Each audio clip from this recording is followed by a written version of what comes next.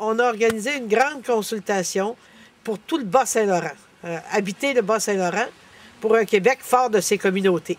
C'est le thème de notre consultation. La consultation va avoir lieu le 5 mars à l'Université du Québec à Rimouski. Et on s'est regroupé, à la suite de la cure avec l'UPA, on s'est regroupé avec l'université qui nous offre gratuitement les locaux. Et cette consultation-là est ouverte à toute la population. Et on veut que tous les gens viennent dire ce qu'ils ont à dire pour que ce soit nous qui disions au gouvernement ce qu'on souhaite voir dans la politique de l'occupation des territoires, parce qu'on ne veut pas se faire organiser, on ne veut pas se faire occuper, on veut habiter notre territoire et le développer comme on l'entend, avec ce qu'on est, puis avec les moyens qu'on a, avec l'accompagnement et le soutien du gouvernement, mais on en a ras-le-bol que le gouvernement décide à notre place.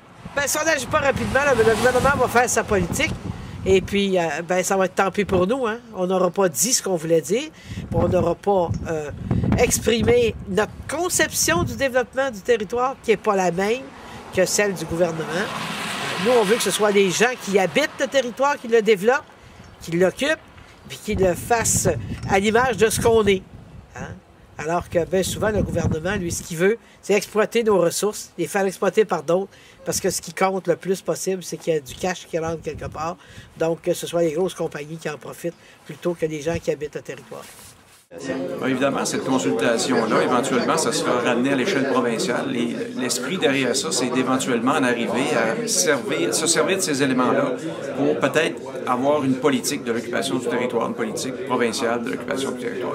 Dans ce contexte-là, il apparaît extrêmement important que la région se positionne d'une part pour s'assurer de toute la cohérence de cette politique-là, mais également qu'on puisse donner notre voix et s'assurer que les préoccupations de la région soient entendues. Donc, plus nous serons nombreux, plus nous aurons une vision qui sera partagée, plus nous aurons aussi été en mesure de tenir en compte l'ensemble des besoins exprimés par le milieu, et plus nous aurons un poids aussi fort au niveau provincial pour exprimer nos points de vue. Bien, nous, à l'UQAR, c'est sûr que ça fait partie de la mission inhérente de l'Université du Québec à Rimouski de rayonner sur toutes les scènes, mais en ayant une préoccupation particulière d'assurer le développement régional. Donc, c'est sûr qu'on essaie de contribuer à travers nos expertises, on le fait de différentes façons. La participation à cette journée-là, évidemment, est importante. Donc, il y a plusieurs titulaires de chaires, d'ailleurs, qui souhaitent être présents et participer activement. Donc, on parle des titulaires de chaires, notamment en développement régional, ou aussi la chaire sur la forêt habitée. Ce sont des gens qui amènent des expertises qui vont contribuer à cette réflexion-là. Cette consultation-là, c'est très important. C'est très important parce que c'est nous qui occupons le territoire, les producteurs agricoles, les producteurs forestiers. On vit pour plusieurs dans des petites communautés rurales qui ont de la misère, qui tirent le diable par la queue, comme on dit. Parce qu'aujourd'hui, ce qu'on voit, la seule façon d'arriver, c'est de concentrer nos fermes, à grossir nos entreprises pour pouvoir réussir à avoir un revenu décent. Puis, ça a été la façon jusqu'à maintenant. C'est-tu la bonne façon? Il faut se la poser, la question. Je crois qu'on peut réussir avec des fermes moyennes, des fermes familiales, puis on peut occuper le territoire, mais avec des politiques qui fait qu'on peut s'en vivre. Ce qui est important, c'est d'impliquer les gens dans la dynamique. Moi, je suis tout à fait d'accord parce qu'on a beau avoir les meilleures politiques inventées à partir de Québec ou d'Ottawa pour les régions avec les meilleures décompréhensions. Si les gens ne se prennent pas en charge eux-mêmes et ne réfléchissent pas à quelles sont leurs visions de développement pour leur propre région, on va avoir des politiques qui ne pourront pas être appliquées. Il faut que les gens, à la fois, soient intégrés dans la démarche. Et quand on est intégré dans une démarche, on se l'approprie. Et cette démarche-là devient la nôtre. Elle n'est pas une démarche qu'on nous impose. Alors, je crois que c'est fondamental qu'il y ait beaucoup de gens qui prennent part à toutes ces consultations-là qui vont avoir lieu dans les régions du Québec pour qu'on arrive avec une politique qui va être collée à la réalité. Pour nous, c'est très important d'occuper notre territoire, mais aussi c'est de comment on va l'occuper notre territoire. Je pense que c'est à nous à décider comment est-ce qu'on va l'occuper, comment est-ce qu'on va utiliser nos ressources. Puis, comme Mme Tremblay disait, c'est pas à nous à voir les mauvais côtés puis que les bons côtés s'en allent à l'extérieur. Je pense qu'on est les premiers, il faudrait en profiter. Si on a notre mot à dire, il faut le dire tout de suite et non pas attendre que les décisions soient prises puis revenir par après dire c'est pas tout à fait ça qu'on voulait. Il faut voir que le monde s'implique, un grand nombre.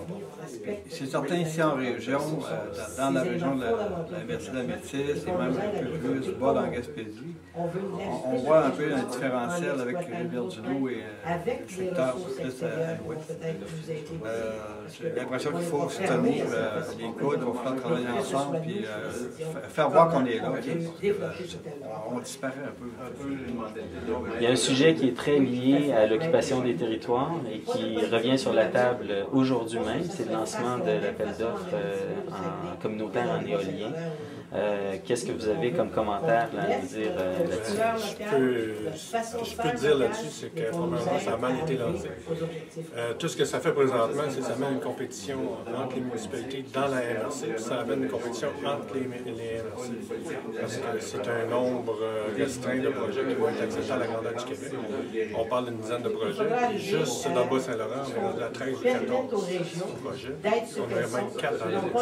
Ça fait que la compétition s'est installée entre nous, c'est sûr que dans la médecine, on ne prend pas position. On a dit chacun va monter son projet, chacun va cheminer. Mais depuis le départ, le projet éolien au Québec a été géré un peu au jour le jour, c'est-à-dire qu'il n'y avait pas de logique cohérente. Puis là, on parle du communautaire, mais on pourrait revenir sur les premiers appels d'offres. On ne favorisait pas, on disait oui, les projets communautaires sont acceptés dans les premiers projets d'appel d'offres, mais on n'arrivait pas à se démarquer, étant donné que les critères étaient assez exigeants.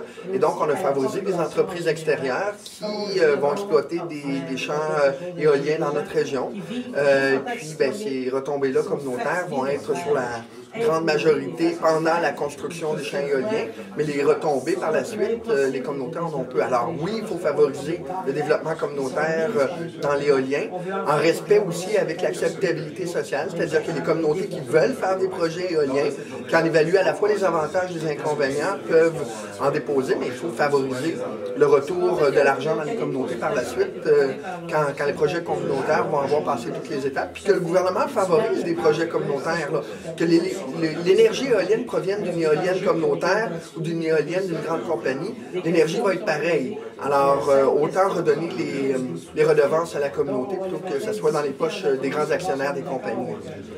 C'est l'approche, en fait, puis un peu comme la consultation qui va avoir lieu là, au début du mois de mars à Rimouski. C'est la même chose. On reproche souvent à nos politiciens de partir et d'adopter des lois ou de ne pas être groundés sur les préoccupations des gens. Et avant d'arriver à un projet de développement éolien ou des appels d'offres, le gouvernement a dû aller voir les communautés et voir de quelle manière ces projets-là pouvaient être faits en arrimage avec les communautés. Alors là, on a la chance, entre autres, de participer à un événement, une forme de démocratie participative, où là, on va aller dire qu'est-ce qu'on veut comme politique de développement régional. Alors, il faut saisir cette occasion-là pour qu'après, la politique soit inspirée de ce que les citoyens veulent.